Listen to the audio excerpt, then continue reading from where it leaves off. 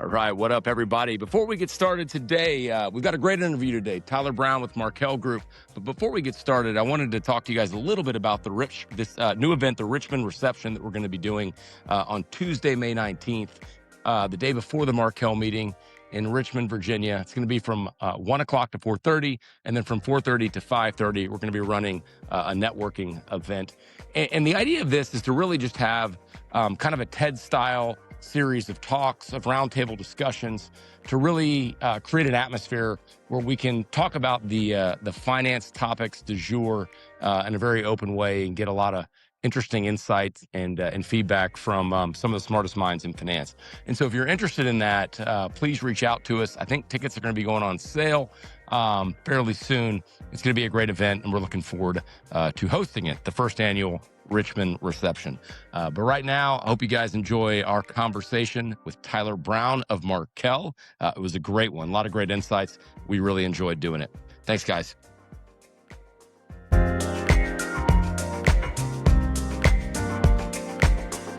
The information provided in this podcast is for educational and informational purposes only and should not be construed as investment advice.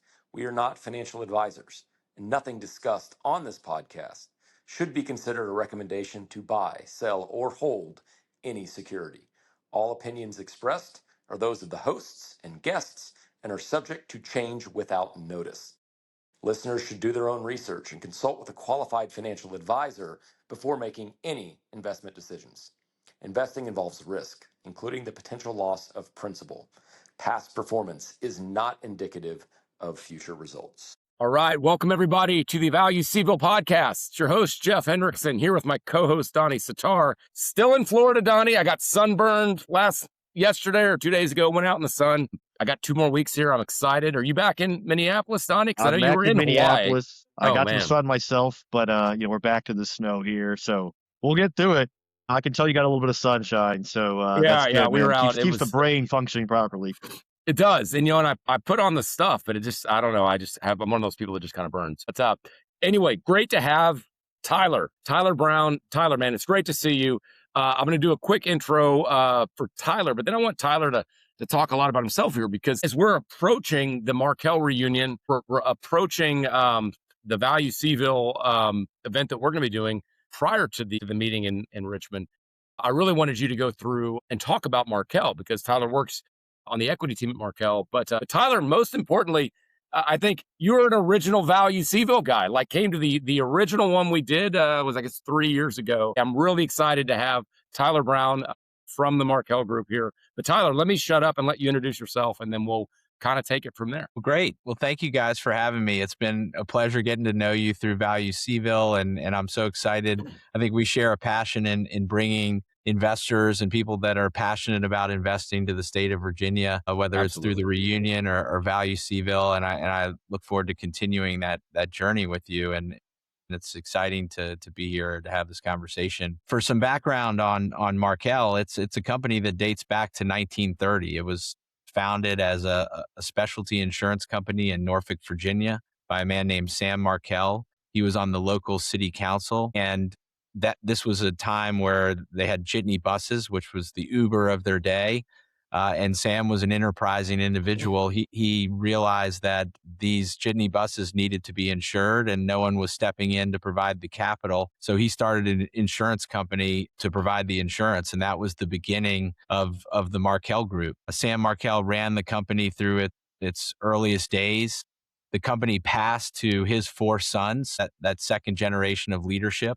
They ran the company by unanimous consent, and anyone that has multiple brothers or siblings know that if you had to make decisions by unanimous consent with your siblings, not tons easy happened during those years, but the company continued to grow with the Highway Transportation Act and the opening of highways along the Eastern Seaboard.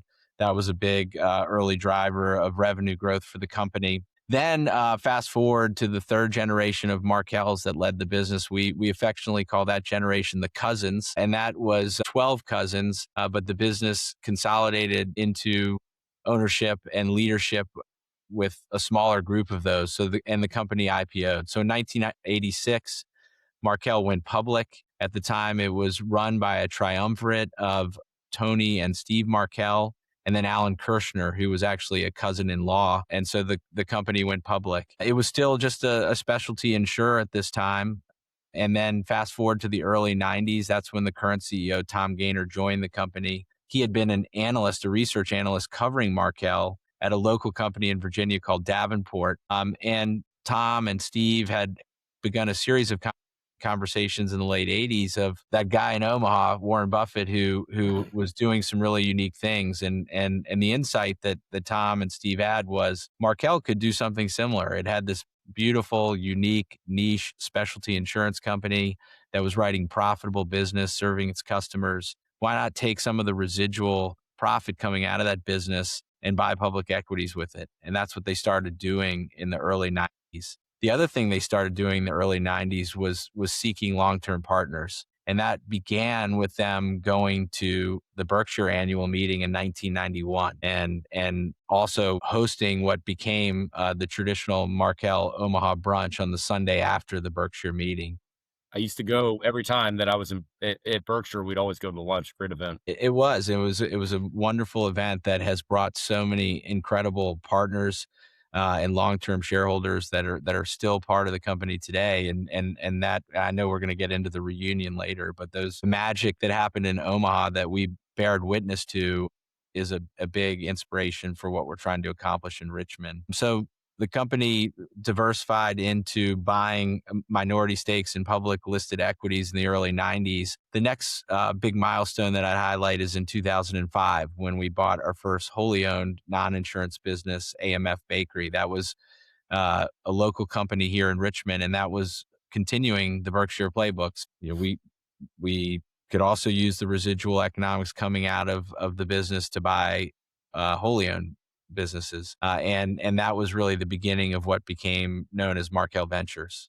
And the company continued to evolve. That became an increasing use of growth capital, and it became a bigger and bigger part of the company. And then most recently, we call it the third chapter in the evolution of the Markel Group history. And that was when we rebranded to Markel Group. And we talk around here about the big M, and that's Markel. That's all of us. That's the 22,000 people and associates that live and breathe the Markel style and serve their multitude of stakeholders in whatever arena they operate. But the Markel Group was created to delineate between the operating businesses that Markel Insurance is still the most material and significant among, and then a series of industrial, consumer, and financial companies that have been joined into the Markel Group family over time. And the Markel Group is the holding company that we say sits under and supports those businesses and those leaders with a set of key functions. And that's where we are today, publicly traded company, and that has grown both its share price and our sense of intrinsic value in the mid-teens since the IPO. So I've got a lot of things I want to kind of directions that are kind of bouncing around my head. But before maybe we do that,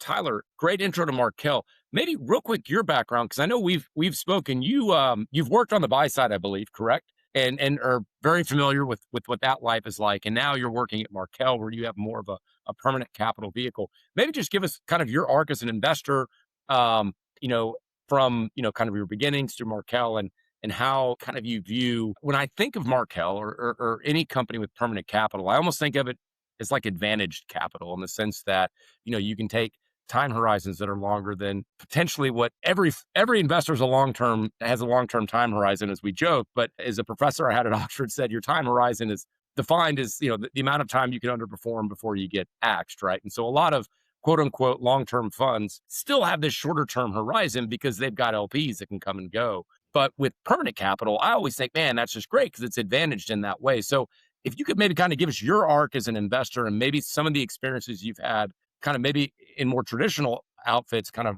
vis-a-vis your experience in Markel.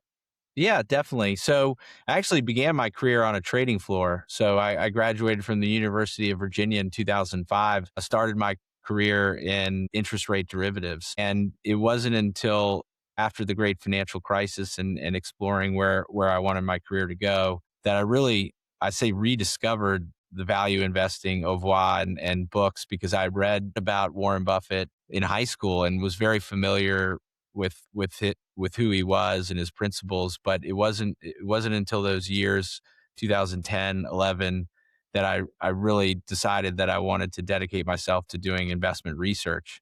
And it was really through an experience in the executive MBA program at Columbia that I was able to make the switch from the sell side to the buy side. And I joined a small long short fund called Lawton Park, where I was the first analyst hired, and we were a small team, two analysts, a CFO, and the founder. And we were trying to build a long short strategy where I was getting to learn the craft and become a research analyst. And then from there, after 5 years at that outfit, I joined an investment manager, TSW, here in Richmond, Virginia, and specifically working with an individual, Patrick Schimmel, who runs a strategy within TSW called WPS Capital Management. All through those times, I would have looked you in the eye and said I was a long-term investor, and both of those strategies certainly took a long-term lens. And then transitioned to I joined January 1st, 2022, joined Markel Group, and funny enough, when I had moved back to Richmond, that was right when my predecessor, who ultimately left to start his own firm, had been hired at Markel. And I thought, man, there goes my opportunity to work there, because Tom has hired one person on the investment team about every decade, Dan Gertner, uh, and then myself. But at the time when I moved to Richmond, there was someone else in the seat. And I was certainly aware of Markel. My dad was sold directors and officer liability insurance for Marsh McLennan back in the day.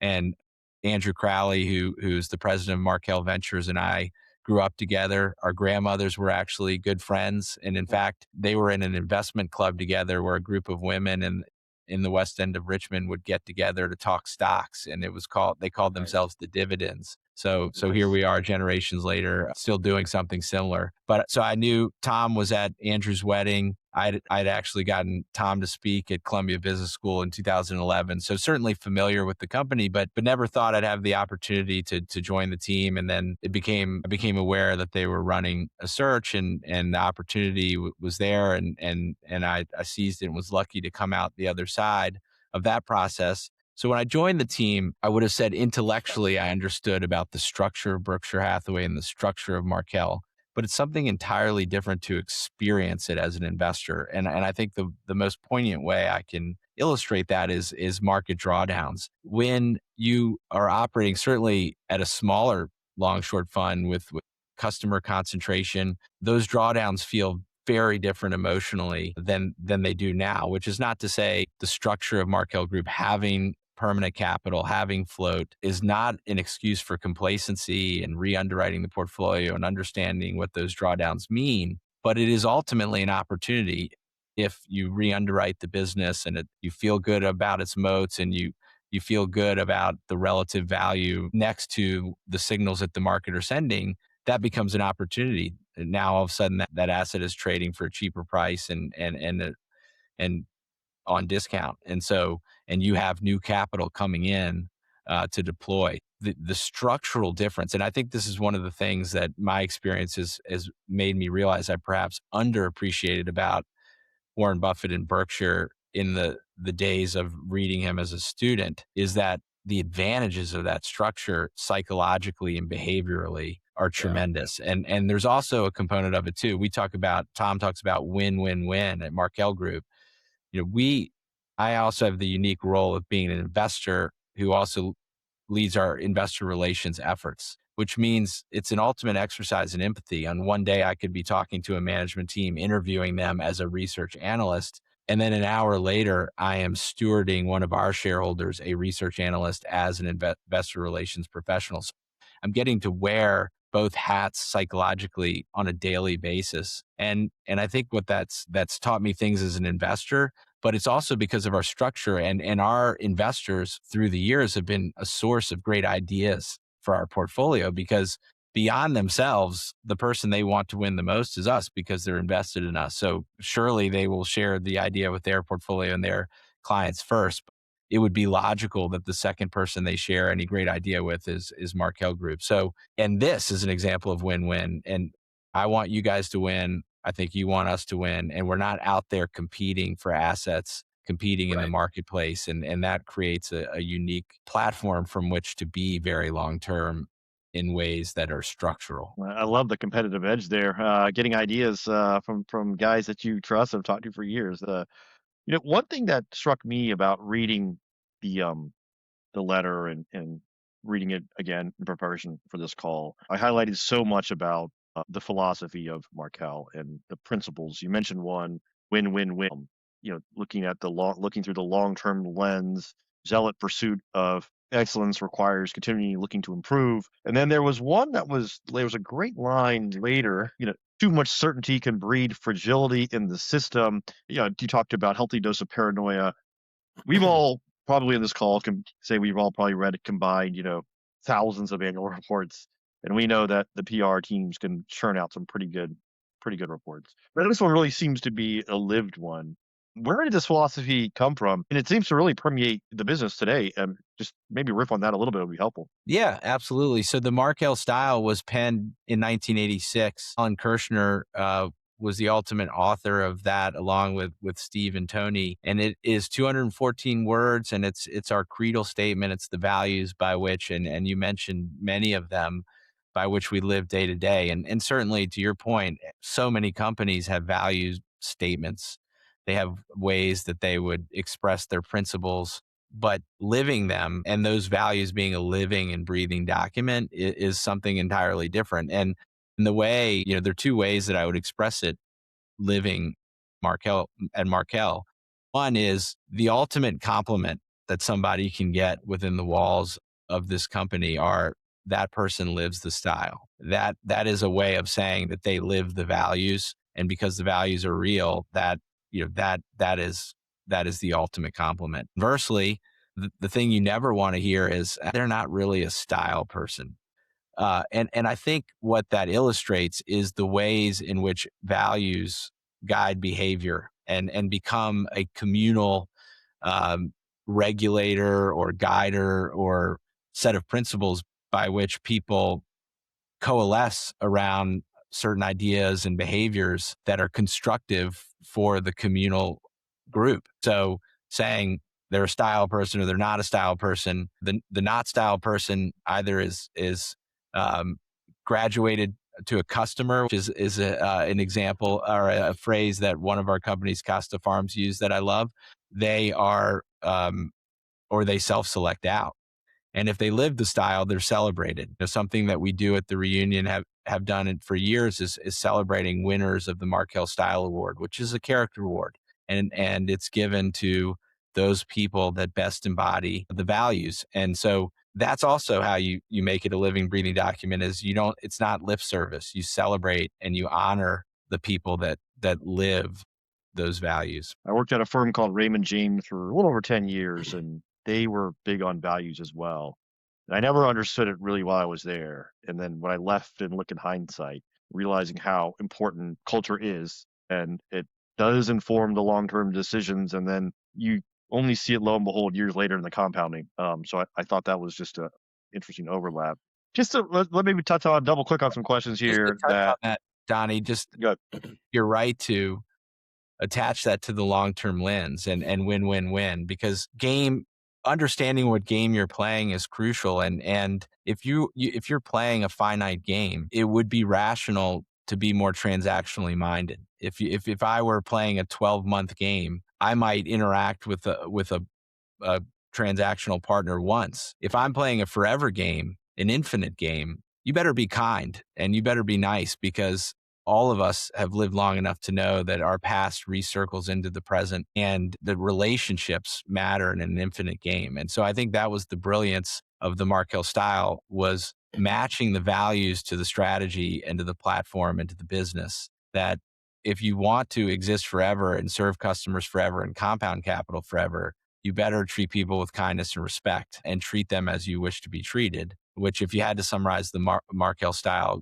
in one phrase, the golden rule would be a good place to start. I think that was the brilliance of Alan and Steve and Tony in what they constructed. You think it reminds me too, like when you look at something, it's a little bit of game theory, right? Because if you look like the prisoner's dilemma and it's a 1 round game, everybody's incentivized to, to take an action that is going to ensure that they get the best outcome of that round, right?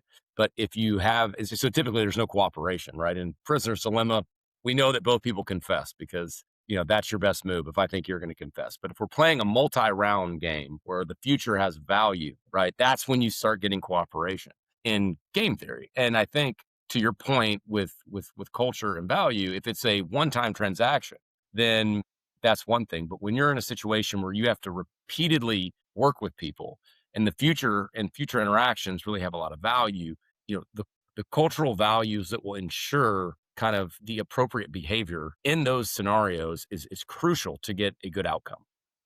Totally. And I, for the longest time as an investor, used to laugh. Not the longest time. When I first got started, I guess I would kind of laugh when I would hear, "Oh, the company has this great culture and it's a competitive advantage." And it's like, I was, I guess, trying to look at things too quantitatively and kind of would just ignore that. But Donnie, to your point, as I've gotten older and been through lots of investments that have worked and lots that have not worked, you start to see where that cultural element can really be a glue to guide wise decision making, if not today, in 3 years, in 5 years, whatever it is. And so, yeah, I think it's a crucial part. Yeah.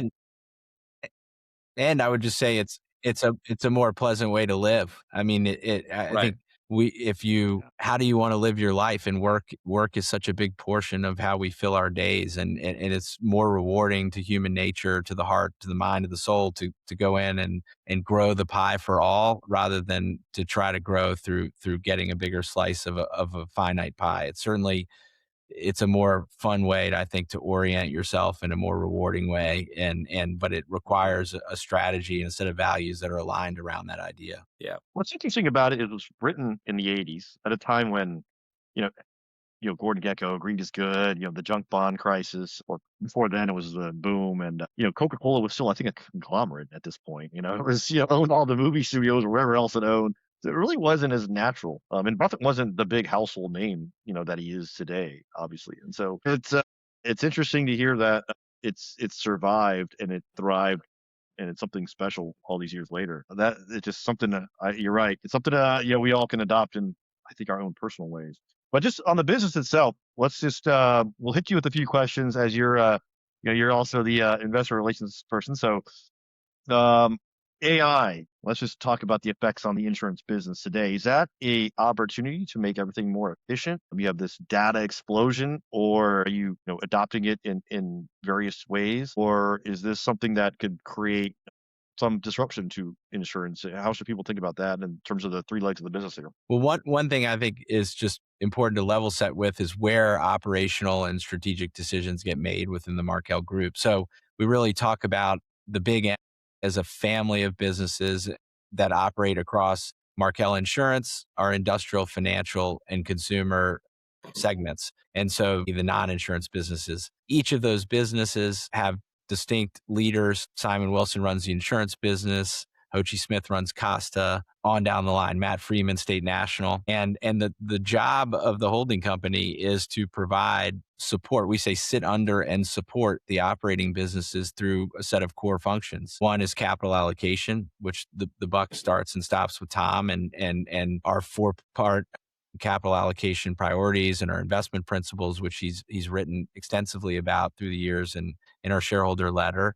The other thing is leadership. So we make sure the right leaders are leading the right businesses, and that there's a succession plan in place, and that they have the support they need and the room and the space to make decisions for the long term for their stakeholders. We handle the essentials of being a public company: audit, tax, IR, filings, and the like.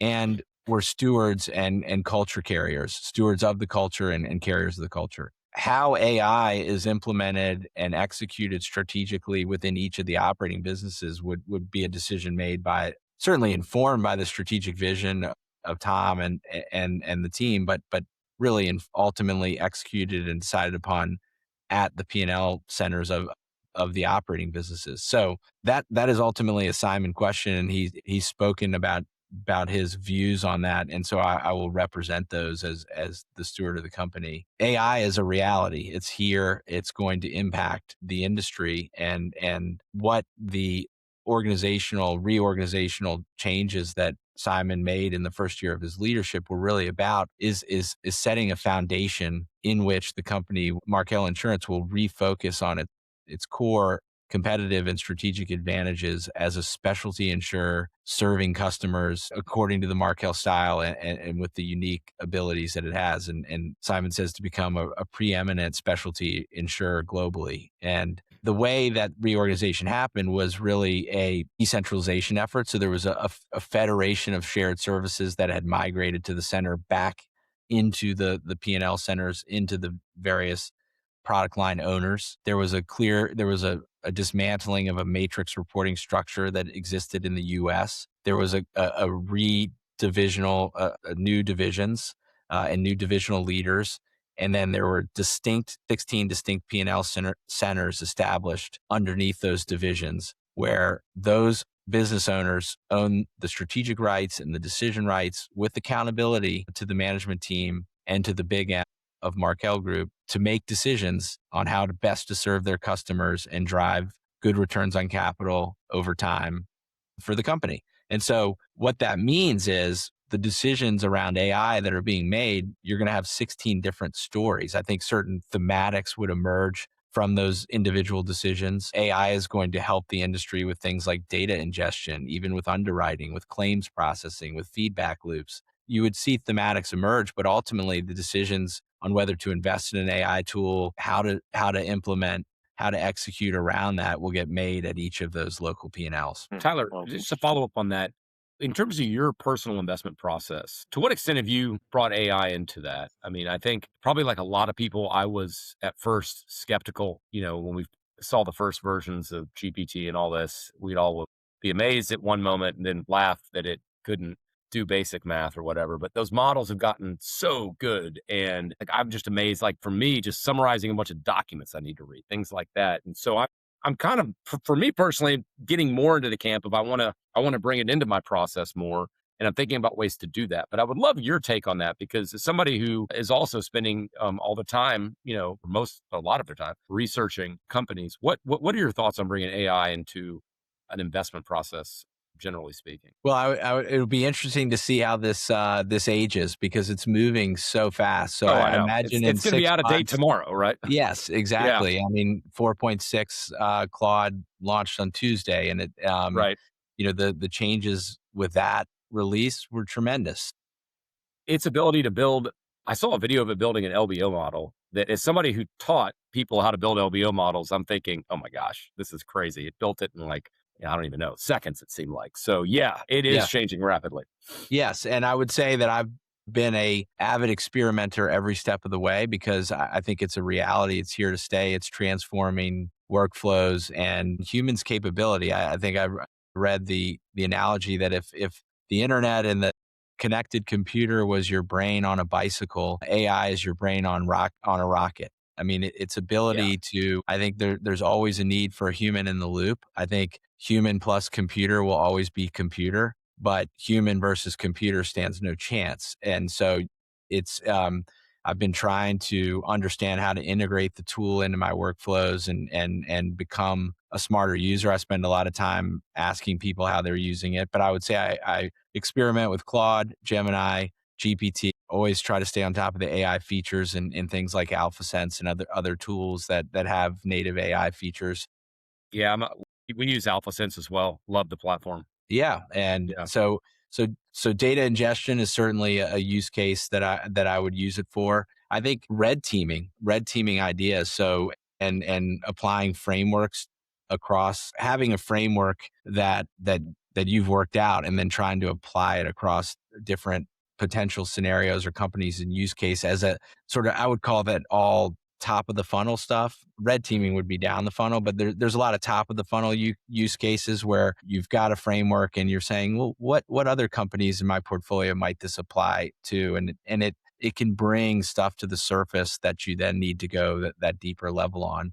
But red teaming idea. Here's my thesis from 6 months ago as it related to this company? In what ways has a year ago, in what ways have things developed over the last year that would support or undermine my original thesis? So I go back to a book, Tetlock's Super Forecasters, and Yeah, he great was a book. professor at the University of Pennsylvania, and he tracked people making probabilistic forecast over many domains without necessarily vertical expertise in those domains over very long periods of time, and tracked their relative success. And what he found was there was in fact a group of super forecasters. There were people that outperformed the rest of the group. And if their forecast said something happened 50% of the time, it happened 50% of the time. They were good at their probabilistic assessments, better than the group. Some of the behaviors that they represent, that they exhibited that allowed them to be better, was their ability to update their mental models, their frameworks for new information. So it wasn't as if their first forecast was the best at all. It was that Right.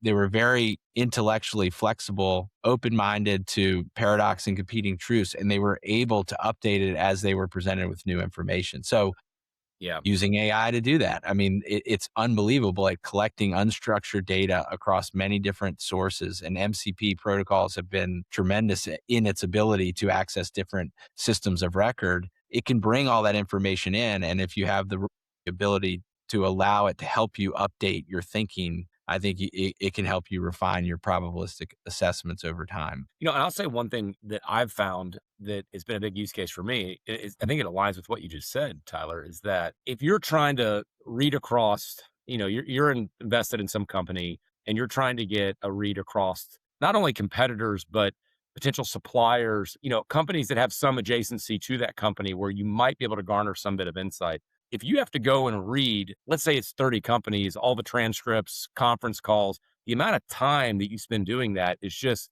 it's very time intensive, and you might not go down certain rabbit holes because the return on process and brain damage just like, dude, it's not worth it. But with AI, it's like, look, hey, I want you to look at this group of companies, go look at the last 2 years of conference calls and bring out any data points that might funnel into my research thesis in some way that you predefined. And it can do that like super fast. And so for me, it's made the investment process a lot more enjoyable because a lot of just the pure rote, I need to read this 1,000 pages of transcripts to try to get one little nugget of information. I don't have to do that anymore. I can let AI, do a lot of the heavy lifting, bring in the relevant information. And so I think it's more effective. And honestly, I enjoy investing now more with AI than I did before because just a lot of the time consuming stuff, like I just described, or even bringing data from a PDF into an Excel document, all these like things that just were time sucks. Now they're Absolutely. not nearly as much, and you can really focus on where you really think you add the most value. And, for me, it might be having one-on-one, interpersonal meetings with people in the industry to get, ideas and information that I wouldn't be able to get by just reading a document, things like that. And so and I've kind of gone through an evolution where I thought, it's not going to be used. It's going to make us obsolete. I've kind of worn every thesis, and I'm actually very positive on it. I mean, look, I think fear is a real thing. And a lot of times I think fear creeps into people's mind of what does this mean? What is the displacement risk going to be? And for society as a whole, what are the implications? Cybersecurity. I mean, there are any number of things that are quite scary when it comes to this topic. But I think that fear ultimately prevents people from sometimes seeing the opportunity and seeing the unlocks that exist. And if creativity is something that I think a lot about, just the process of creativity, how creativity happens, and good working definition of creativity is the ability to collect and connect dots across domains in ways that people haven't done before. And Right. in that sense, I think AI is tremendous. And the reason, now you need to approach the tool with frameworks and with a broad range of knowledge. But if you do, in the past, you might have ideas but some aspect of that idea is not at the tip of your finger.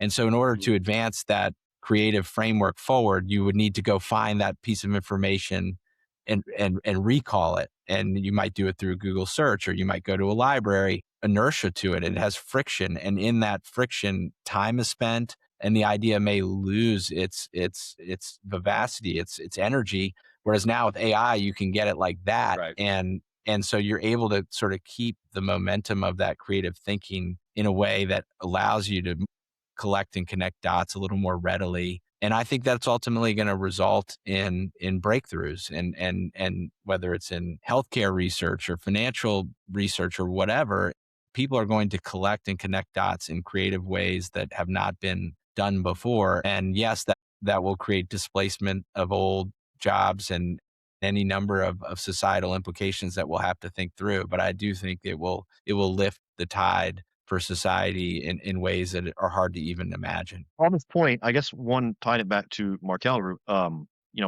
think that about a third of the revenue, if I'm not mistaken, is from the Markel Ventures, the operating businesses, if that's about correct. And if you're someone who didn't know much about Markel Group and you just listened to this call and you wanted to learn more because you like the philosophy and the way you described it, what is this bucket of business? You mentioned so much promise about the AI, but these businesses, are they like, do you view, like, should someone be thinking of them at risk in some sense because of what AI, or do you think it's going to unlock an opportunity?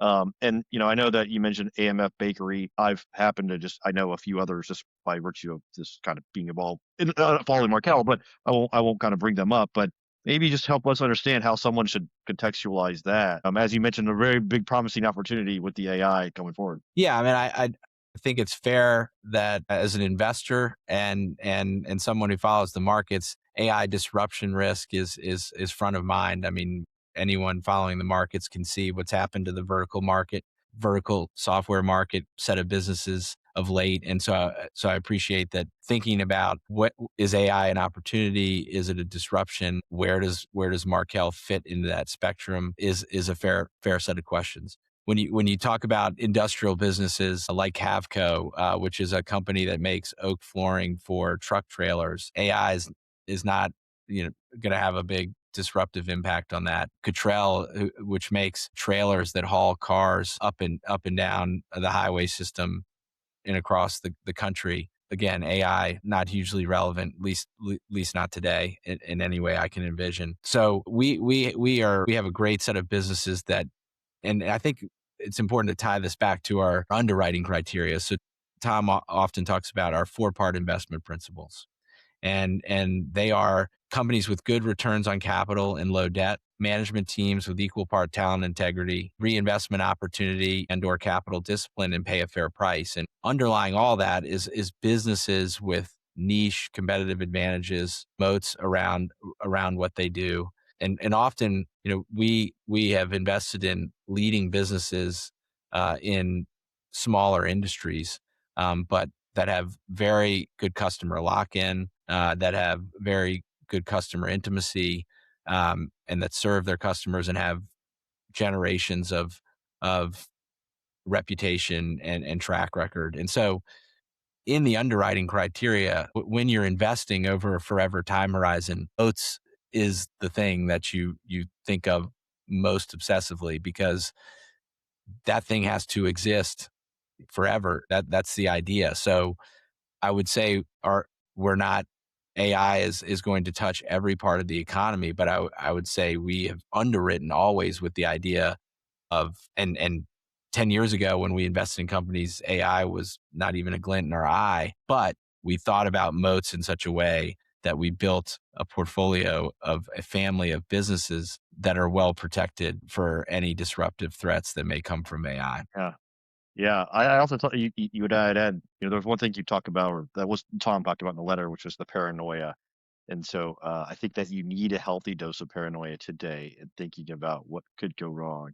Before we move on to the Markel, there was one thing that I just so enjoyed to see. I should have ChatGPT to figure out the other times that I've seen this. It's so rare, but you do a calculation of intrinsic value where there's a real number. It's not just a nebulous concept. You actually do that. Talk a little bit about that for a second, because it's rare to see a company actually put a real number out on there for the world to see. And probably, do you get beat up by all these genius analysts? Do they sit there and say, wait, this calculation's off? Like, what's the feedback that you get? So important to note that the KPI that we put out there is the compound annual growth rate of intrinsic value. It's not a point estimate, and we try to put Surgeon General warning all over that. It's not to say this is what a share of Markel Group is worth. It is to provide a framework by which people can think of value creation over an appropriately long period of time. We talk about 5-year buckets. You have to take a step back and say the operating model,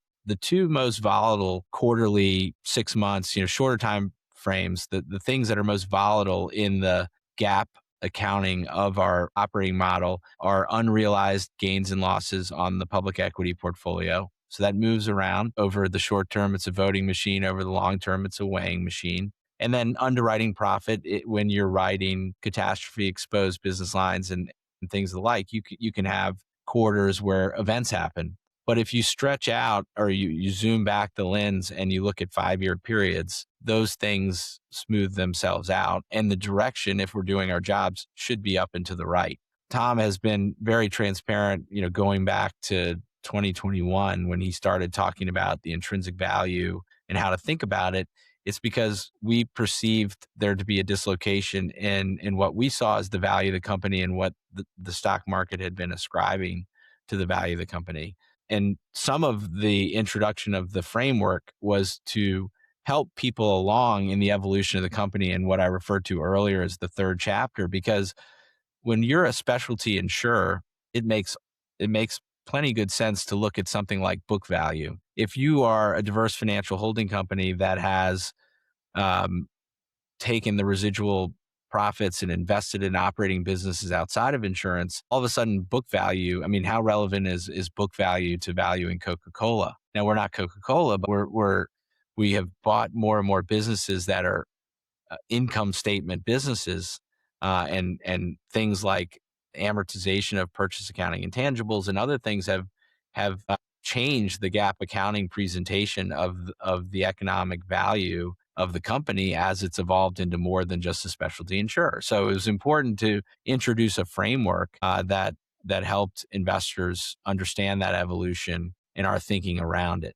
And so what Tom would also say is, as long as every analyst is going to have their own framework to approach how they think about the value of one share of Markel Group, and that, as they should, that's your job. Apply a consistent framework over time and you'll see the same thing. You should see the same insight that our KPI of intrinsic value growth rate over time shows, which is the direction of value creation over time, which, going back to the IPO, has been in the mid-teens. And that should correspond to the compound annual growth rate of the stock price. That's the weighing machine. And it has. The stock price is compounded in the mid-teens over time. So, having a sense of how we create value over time is important. But the point estimate, how you do that as an analyst, that's ultimately up to each and every one of you. Well, I did appreciate seeing that and seeing some numbers around there, and it's just rare, so I enjoyed it.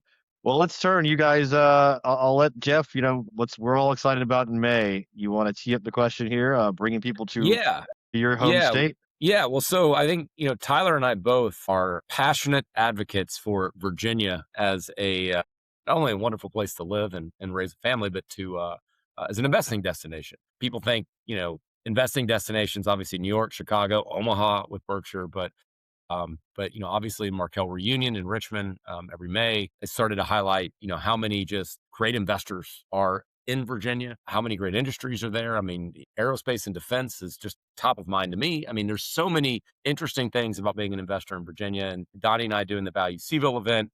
One of the things I like to brag about Charlottesville is, for a relatively small university town, we punch well above our weight class, I think, in terms of investment operations, be it private equity, be it hedge funds, be it just, RIAs. And so I'm excited for us to be able to do Value Seaville, which runs right after the Markel Reunion. And then we're going to do an event this year, calling it the Markel Reception, I believe is what we're calling it, right, Donnie? But let's talk about the reunion itself, which is, kind of become this big event around the meeting that it's bringing more and more investors together. Every year I go, it seems like it's growing. So maybe if you would, Tyler, kind of talk a little bit about how that event has evolved. What are Markel's goals with it? And yeah, what do you think? What do you think of the future of Virginia as being a destination for investors to come to talk investing and to yeah, Well, think about well, I'll long term start with value creation? that last question first. I think Yeah, Virginia is an incredible place to work, live, play. And Tom has a funny line that I'll steal, and he said it's 80% of the conveniences of a city like New York with 20% of the hassle. And I that think is a that's great line. It's so yeah, true. it's a fantastic place to raise a family, to work, to live, and that's part of what we're celebrating and highlighting in the reunion. But what it is our annual general meeting, and then I'll talk about where the word reunion came from and the things that have spawned around that central event.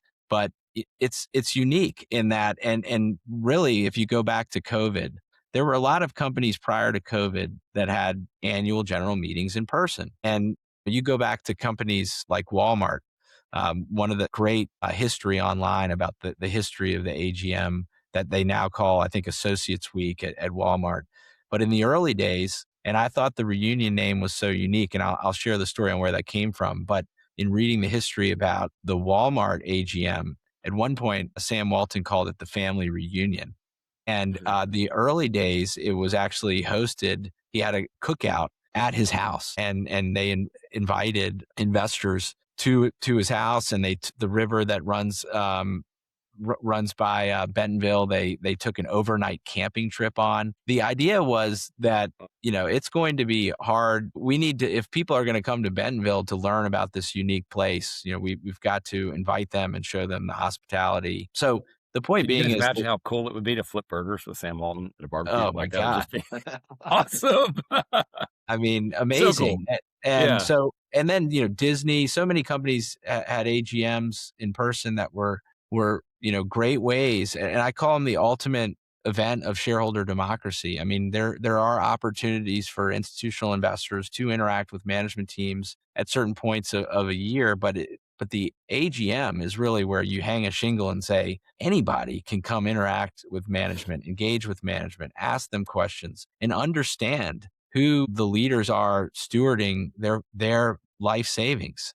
And I had an investor come up to me who had driven down from Northern Virginia and just found me in the hall and thanked me and the team, saying, "What an opportunity, and thank you for being one of the few companies to still do it in this way, because this is my opportunity as a retired investor to interact and look in the white of the eyes the people that I rely on with my savings." And so that's the motivation. I mean, that I can't tell you the responsibility that one feels when you hear that, but also the awesome opportunity to serve those people. And so the history of the reunion was really born in the company's experience in Omaha. Incredible partners we met there, and the role that it was easy to witness that played in the life and the health of Berkshire, and in the way in which it took on a life of its own. It was not only the AGM, but it was the events around the event. One of the Yeah. For those that haven't been to the Berkshire meeting, it is a Lollapalooza of value investing. Another line from Tom, he said, it's a lot like going to church. Regardless of whether you're going to learn something new, you're going to be reminded of the values that are important to live by and to invest by, and you're going to celebrate those communally with people that share them. And to do that as a company, through the years have sent a fair amount, 15 leaders every year, to celebrate that meeting and to celebrate in those values together, and to have our Omaha brunch. And we've been able to witness what that meant. And so the idea about 5 years ago was we need to invest more time and energy and resources into developing our own AGM as a place that can serve a similar function for our stakeholders and for the Markel Group. And that was really when the reunion was born. The name Reunion came about through customer feedback. Every year after the reunion, we send out a survey to all the attendees asking the ways in which we could better serve them. One of the words we kept seeing crop up again and again and again in people's responses was reunion. This feels like a college reunion. This feels like a family reunion. It's such a great reunion to be with fellow Markel shareholders, or it was like a reunion, seeing old friends. And we thought that's it. We need to call it that. And I think it really embodies what the event's about. It's an opportunity, yes, for shareholders to come to the AGM and engage with management. But it's more than that. It's the forum, which is a set of speaker events where Markel leaders share information about the company. And we have an interesting keynote speaker this year that I'm excited about. And so that's the forum. We have lunch. We break bread together. And then we have the big annual meeting in the Robbins Center. And then we go out on the football field at the University of Richmond, and all 2,500 people last year in attendance. We celebrate over live music, food trucks, beer trucks, and celebrate both the year that was and all the things we're excited about in the year to come. So it is an event, and it's one that I hope those that haven't experienced will come and try out. Yeah, I mean, it's every time I've been, I couldn't agree more with what you said. I mean, it's the people that you meet, how uh, just open and forthcoming people, the management of Markel are about talking about business, and just the vibe. I mean, sometimes you just can't. You sit there and you try to describe something, and there's just a vibe that in Berkshire has that vibe, and you don't really. I can try to describe it to you, but if you haven't been there, you just don't know. And I would say the Markel Reunion is the same way. And And Donnie, Jeff, I would like to say Value Seville is the same way too. It's just we I would want to agree. have a vibe. Yeah, I was going to say that. And I would say one of the things, it's so exciting to see Value Seville grow, because one of the things Tom said to me early on, we will know the reunion vision is happening when the events around the event right. start to crop up, because that's the sign of a healthy ecosystem. And if the idea is win, win, win, I mean, obviously we want people to come, hear about Markel Group, seek to learn more, engage with management, ultimately buy a share or more, and hold those shares for the rest of their life. That is our business objective. But we Love also it. want all the people that attend to advance their objectives. That's win, win, win. So if we want you to become a better investor, or to maybe fundraise and meet LPs that would find your product interesting if you're an investment manager, or if you're whatever you're Right. seeking to accomplish. If you accomplish what you're seeking to accomplish at the same time that we accomplish what we're seeking to accomplish, that's win-win. And that's what we're trying to do. And to me, the events around the events like Value Seville are a litmus test with regards to whether or not we're accomplishing that there's people are incentivized to have their events contiguous to our event, because they see an opportunity to advance whatever they're trying to achieve alongside our event. And that's really encouraging. Right. And for maybe for new listeners that don't that haven't heard of Value Seville, I mean, it basically takes place the 2 days after the meeting in Charlottesville, so in Seville, and it's like a 2-day best idea dinner where we get a lot of investment managers, a lot of fund managers, family offices, applicators together, and ideas are pitched. And it spun out of Guy Spears Value X clusters, and the idea is that we give everybody 15 to 20 minutes to do a presentation on an investment idea we're sharing, completely borrowing the principles that Guy put in place. And we add like a Jeffersonian twist, since we're in Charlottesville, which is obviously the home of Monticello, of Thomas Jefferson. We put a Jeffersonian twist on it, where we get Jeffersonian debate, we do a Jeffersonian dinner, and it's been just a wonderful event to plan and to have Donnie come along and help grow it, because without Donnie, this thing would not, it would still be a 1-day event. But when we decided we wanted to do it, immediately it was like, we need to pair it with the Markel Reunion, because, I mean, obviously, very high level, there's a lot of investors already in the area at that time.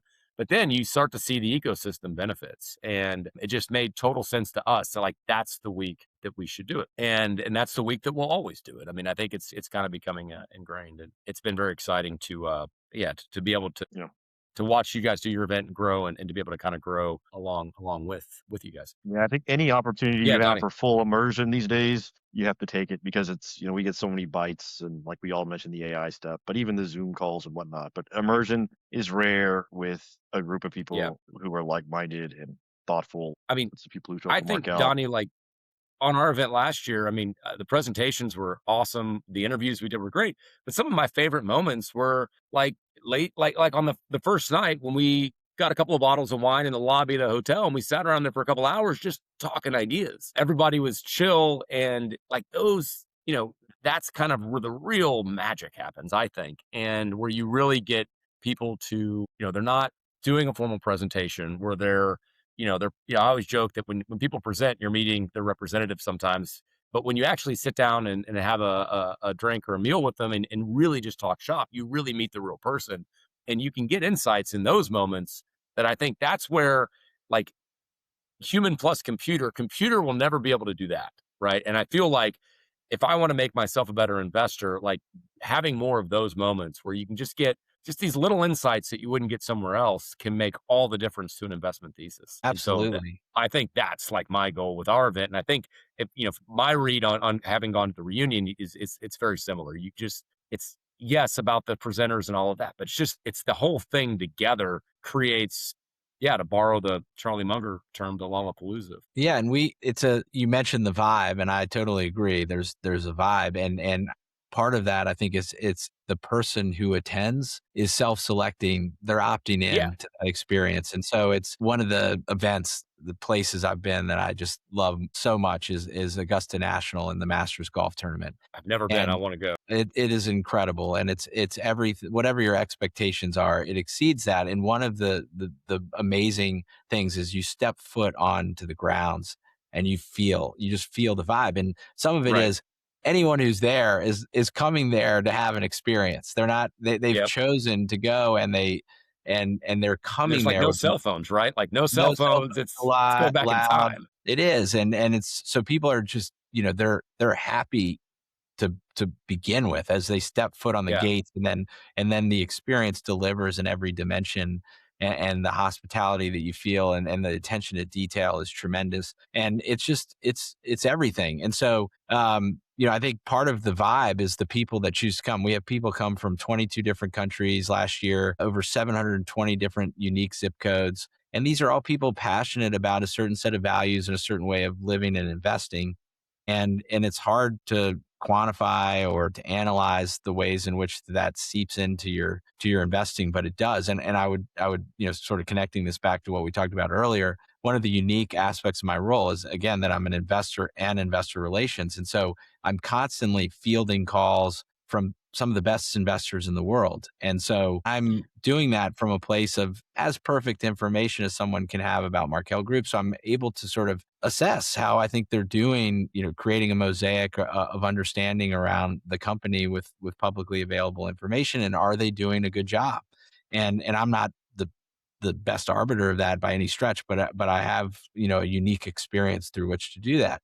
And I've tried to pull out thematics or understandings of, okay, the people that I think are doing a really good job of that, what is it that they're doing? And the cliff notes of that is they're people that are incredibly present, and they don't have a fixed agenda. So they're curious, they're open-minded, they're comfortable with paradox, they're comfortable with complexity, and they show up. They show up in life, and that there are many dimensions to that. But one is going to things like the reunion because, to your point, you don't know what you're going to pick up on. And a lot of that is picked up on beyond the conscious wavelengths. I mean, you pick up on information that's incredibly valuable and enriching. And I've witnessed the ways in which really good investors do that. And it starts with being present. And I think when you say being present too, I find having gone to a lot of investing events throughout my life, be it Berkshire, be it Reunion, investing conferences. There are like two types of people that show up. I'd like to get your take on this. And one type I would say are people that come with very well-defined preconceived ideas about what is a good investment philosophy, what is a bad, what are the types of companies you should be buying, what are the ones you should be avoiding. In the value world, you get a lot of people that are just very cheap PE multiple types, maybe. And you get people maybe that won't even look at a cheap stock because they're super growth oriented, but they're very like dogmatic about their beliefs. The other type of person is like, I'm just here to really take a lot in and think about things from different angles. And they don't come with a preconceived objective or notions on things. Maybe they do, but they kind of leave it at the door, if you will. And they really just take in information. They might not speak as much because they're processing. I mean, when they do speak, it's more asking questions, probing, trying to get more information out. And I'll be full disclosure, when I was younger, I was the first type. I'd come with my preconceived ideas. And as I've gotten older, I've really tried to be the second type, which is to say that come in with no preconceived notions on, if I'm going to go listen to something on private credit, Now, there are a lot of preconceived notions I could have about private credit right now, right? Just based on the news cycle. But like, I really want to go in with a completely open mind and hear what's being given to me and let it kind of marinate for a bit and then go home and think about it. And I'd like to get your take on like going to these events. What is your ideal mindset for somebody to get the most out of it? Well, great thought and set of questions. And I would say I've been on a similar arc with regards to the two types. And I think we all are. I think what you described in many ways is the arc of slowly becoming wise with age and experience. And that, Yeah. Being when, humbled, which the market will do to you. yes. And so, and you see presence in a lot of different venues and ways. So it could be something as much as showing up to a live event and being present for that, but also in how someone asks questions. It's very clear when someone asks me a question, if that question was prearranged in their mind prior to the previous question, or if it's in response to something that they heard. Yeah. And are they giving space in between a response and their next question? Can you feel your response really seep into their psyche and their body versus, they're on to the next thing. And so if you're looking to fill out a cell in a model, that's going to manifest itself in more first type behaviors. If you're Yeah. if you're seeking wisdom and truth, it's going to manifest itself in more second behaviors. And again, this gets back to what game you're playing. If you're looking for a home to compound capital for generations, you want to seek wisdom and truth, and you want to try to align your understanding around some deeper notions of truth. And so I think that requires more of the second type and mindset. And so what does that mean? Saying for events, for things like Omaha, it means saying yes. It means saying, let's go do that. Let's go try that. Inviting a little synchronicity and serendipity into one's life, because and Tom tells the story of his first Omaha experience. He's sitting in, at the time, it was really small, the Berkshire meeting. There was probably only 100 investors there in the early 90s. And he heard two people talking behind him, and he thought he knew who they were, but he wasn't quite sure. And he turned around, and he said, are you Chris and Shelby Davis by any chance? And that began an incredible friendship and partnership between Chris Davis and his father and Tom over multiple decades.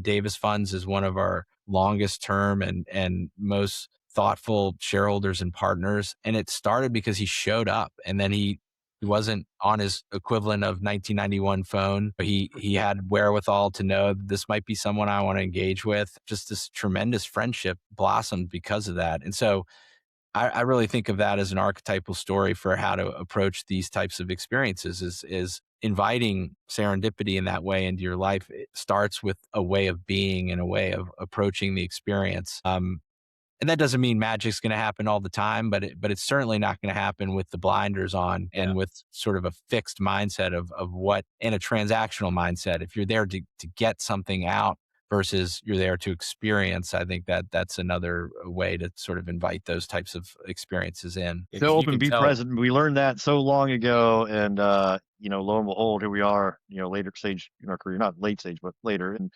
it's just so true. I mean, it's been everything that's good. Like, in some sense, I think of all the good things that have happened. It was from showing up and being present. And maybe that's a good segue. I do want to talk a little bit about process for a moment and touch on some of the things that you do.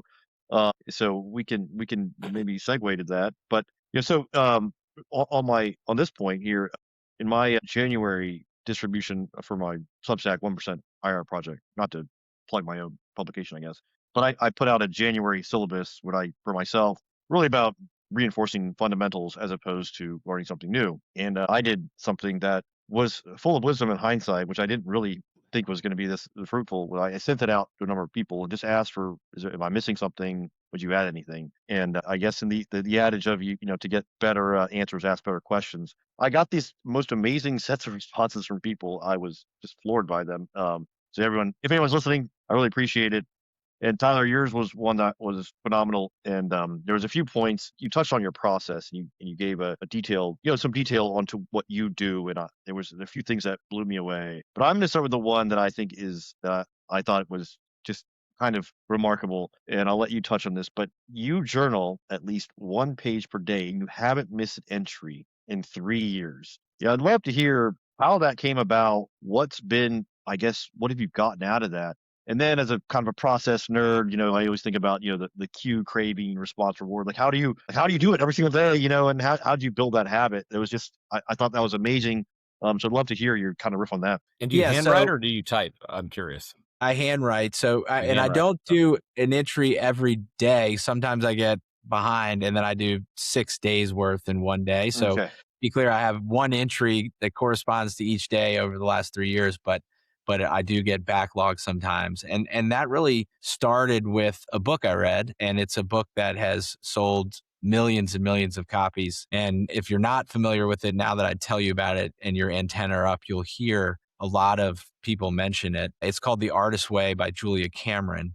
And Julia Cameron, I believe, was married to Martin Scorsese at one point, and she was living in California and a film writer, perhaps. And she wrote this book about her journaling practice. And I have always tried to journal through the years, and for whatever reason, I could never maintain the practice. And I don't think I'm alone in that. For whatever reason, this book hit me square in the center and it landed for me. And some of the things she talks about, one is it is best practice as a daily practice. So in an ideal world, I would do it every day because that is when it's most valuable. And I think that's true about most practices and most spiritual practices, which I would say journaling is in some sense. And whether that's prayer, whether that's meditation, whether that's exercise, daily is much more powerful than intensely once a week. And so it's a daily practice. Two, she talked a lot about creative blocks, and we all have them. And for some reason, the way she elucidated around those was an unlock for me. And the blocks involve things like the perfectionist block. Why even write if if it can't be perfect? Imposter syndrome. What business do I have writing this? So that she sort of goes through the blocks and how to think about them. And the way that she really helped one deal with the blocks is to say, write this journal as if no one's ever going to read it. I mean, you can burn it at the end of the year. This is not for consumption, your consumption, or anybody else's. In many ways, just sort of a dump of what's ever in your head at the start of the day. You just and so often you read history and you read biographies and you think, oh, this president journaled or that person journaled. And I think I had the directionality wrong, where you say, oh, they journaled because they were great people, that they were presidents, so they had to document what they were doing. But it might be true that they became great people because they journaled, because they had a daily practice and it helped advance whatever it is they were trying to do as a leader and a servant and to serve other people.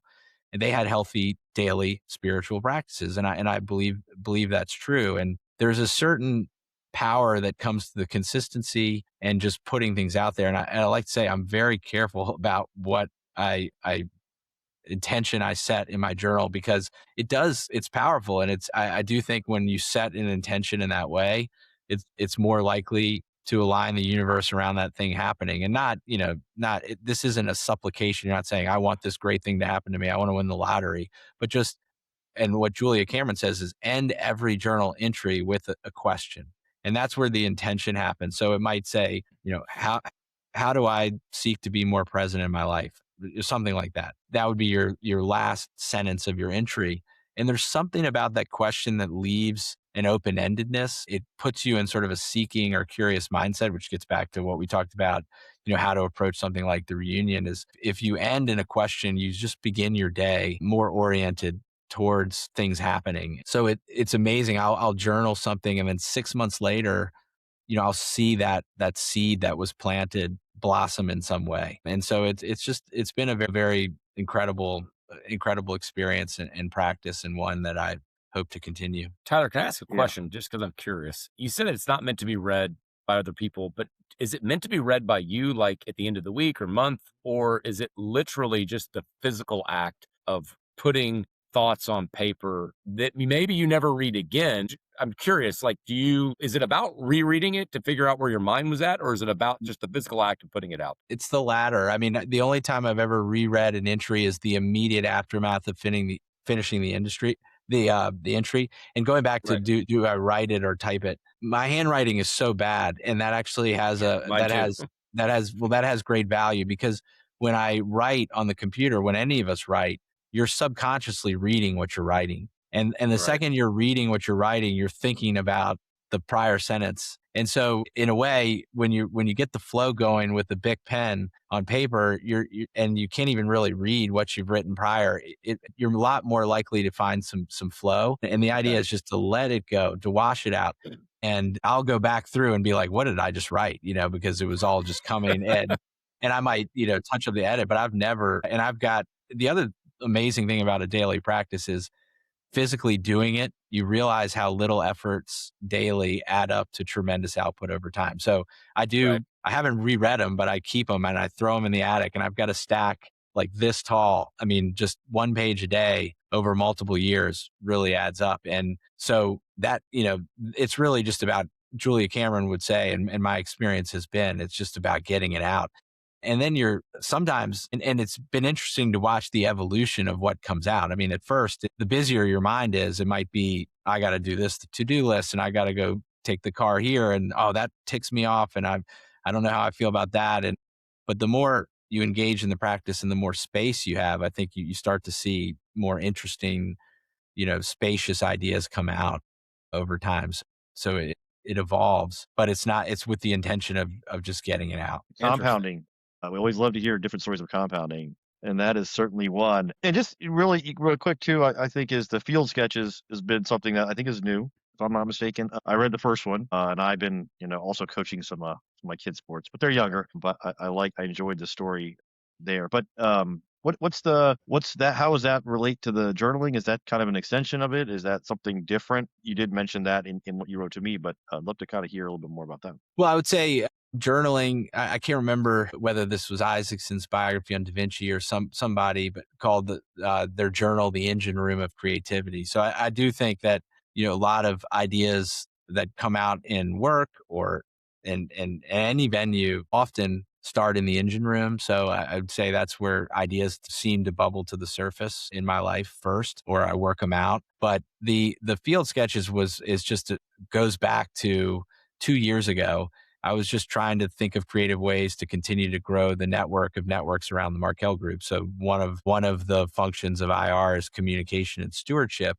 And I feel like a lot of corporate communications you read these days are in the tell versus show category, or they're very full of non-content words or promotional speak. And I just think story is a very powerful way to communicate deep values and ideas. And so the idea started actually when I interviewed a Markel style guest at the reunion years ago.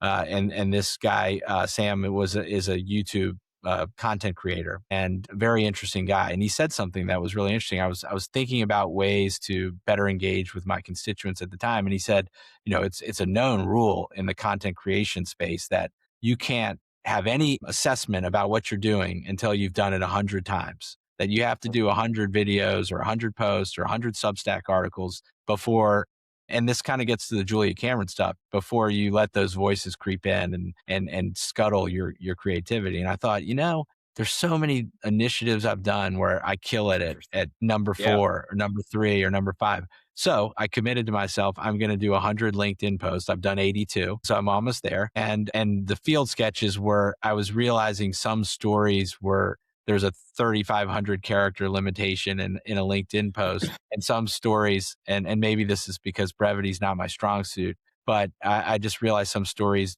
deserved 1,200 words, 1,300 words. And so I switched to a newsletter format. And so that post 81 and 82 are the first 2 posts in the newsletter format. But I would say all of the central things that run through those stories, you can find some element of the Markel style being celebrated in any one of them. And it's been a tremendous way to connect with people. I mean, Donnie, you mentioned it with your newsletter. I and others, send a message, and all of a sudden, and are connected with people in ways that prior to that experience or putting yourself out there in that way, you never would have been. And so the ways in which it's drawn me closer to people, the way I've met people, it's been an incredible experience. So it's the Yeah. idea that you have to do something creative 100 times before you critique yourself. or what, Yeah, maybe repeat I what the think idea there is. yeah, I mean, I don't know what the idea fully was, but I now it's a lived experience, so I'll share Right. something. If you had said, "Sit down on a legal pad and design for me what your content creation strategy for Markel Group is going to be," after I did the first post, I would have never been able to envision something called Field Sketches that's 1,200 words that Right. is taking the Right. form that it is. And so some of it is development happens experientially. It's the old, Silicon Valley sort of break it Yep. fast, just get it out there and iterate. And I think for the perfectionist block, that's a very difficult thing to do because Yeah. you're judging and critiquing. The inner critic is saying, here are all the reasons why this isn't up to my standard and why this or that. But it starts you on a creative path that evolves in ways you never could envision through ex ante. It has to be discovered and it has to occur through experience. I mean, that Oh, makes total sense. I know, Donnie, I think we probably could both agree just with this podcast. We didn't, we kind of just, we talk about it being a sandbox. Let's just try it out, see how it goes. And one thing I've tried to really be good about is not over critiquing myself because I think like a lot of people, I'm very prone to, and I should have said that different, or I didn't quite say that right, or why did I wear that stupid shirt? Actually, my wife might say that more than me, but yeah, but like with this, I'm just like, I just enjoy it, getting it out there, and it is refreshing when you don't over critique yourself, and you're just like, well, I'm gonna try this and try this, and I don't, I'm not at a loss for words, but it takes the pressure off in a way that I think frees up the mind. With me, with writing, I tend to be a perfectionist when I write, and I think Hemingway said that the first draft of anything is shit or crap, but it is true. Like when you write a first draft of something, you rewrite it, you rewrite, you rewrite. But like it makes me almost not want to write because I'm like, dude, I'm gonna write this and then I'm gonna rewrite it 100 times until literally I finally give up, and hopefully by then it's good. And that process is just so awful sometimes. But back to your point on journaling, if you're like, I'm never even going to read it, so who gives a shit? That Right. really gets it out, right? Because then you're just like, yeah, let it go. Right. And that's exactly. probably how you really get better at something where you're not just constantly second guessing yourself. And so I And like that idea. and writing is a creative practice. I mean, I will say every time I hit the submit button, I get a little butterfly. I mean, Oh yeah. there's you're Yeah. like, oh my God, I'm putting this out there. Yeah. And that doesn't go away, but it diminishes. And so Yeah. 82 was a lot easier to hit submit on than number one for sure. Right. Right. And Right. so That makes I think sense. it's a practice. And I had a running coach who had an adage of, he said, when you're a baby, 1+1 is hard, and then all of a sudden it's two. I mean, so Yeah. it's the repetition and the daily practice of it, um, sort of just makes it more comfortable. Yeah. Well, no, I think that's great. That might be a good, I'm looking here at This hour was this 25 was in. Yeah. quick. I mean, this was really super helpful for me, Tyler, to hear these. I think struggling with the same things, and probably at an earlier chapter. You might be on chapter 10. I'm on chapter 1 with putting myself out there with writing, and so it's great to hear kind of some of the wisdom along the way. And I really appreciate sharing what you shared here and coming on the podcast today. And I'm so looking forward to May to be Mhm. in good old Virginia. Oh So yeah. The yeah, weather will be warm by the time May comes around, and I think it's pretty yeah, nice right now, Tyler. Right? I've heard rumors that the snow Oh, is yes, kind of it gone, is. or It is. It's mostly not gone. Florida, but it's 60 today. But May is when Richmond That's has good. its lipstick on, and Oh it yeah. is. It doesn't get prettier than that. But I just want to thank you all for all that you put out into the world, whether it's Oh Value well, thanks. Seville, whether it's your content, seeing you at work in academic settings, Jeff, and it's been a pleasure to get to know you, and I hope you keep creating and putting stuff out there. I will. I won't promise that it'll all be good, but I'll promise you this: I'll keep putting it out there. Yeah, and Tyler, I want to thank you for just being such a huge supporter of what we're doing with Value Seville, for coming to our event and for including us in the Markel story in the ways that you have, in the sense that we're kind of part of this ecosystem now. And I think it's I look at the next 10 years for the reunion, for Virginia, for everything we're trying to do. And I think the future is very bright. I mean, I think there are so many interesting topics that are going to define the investment universe, AI being probably at the top of the list, but just having a group of very thoughtful people that we, can be in communication with. is great. It is, it's irreplaceable to have networks of smart, kind, like-minded people that we can engage with. And I think Donnie and I have talked a lot about this. That's one of the main goals. It's just to build a very powerful value creating network. And I think that you and Markel are a huge part of that. And so thank you for that. Well, thank you. All right. This is a good time. Thanks for having me. Yeah. All right, gentlemen. All right. Signing off. All right. Signing off. Talk to you. See you guys.